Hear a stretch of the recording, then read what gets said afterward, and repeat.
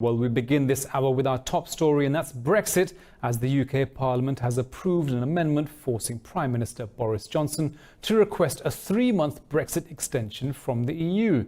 Conservative lawmaker Olwen Letwin's proposal got 322 votes in favour and 306 against. More in this report. British lawmakers have derailed Prime Minister Johnson's carefully choreographed plan to push his Brexit deal through Parliament by backing a motion designed to rule out a no-deal exit. The amendment has opened a window to push Brexit until the 31st of January in 2020. Johnson is legally obliged to seek yet another extension for Britain's departure from the European Union. But the Prime Minister says he will not negotiate a delay with EU leaders. I will not negotiate a delay with the EU,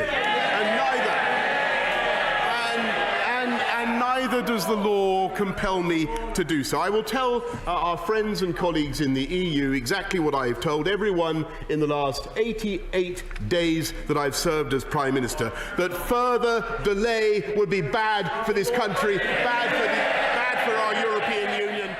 Johnson said he strongly believes that leaving the EU with the new deal is in the best interest of all stakeholders. He vowed to introduce legislation needed to implement his agreement in Parliament next week.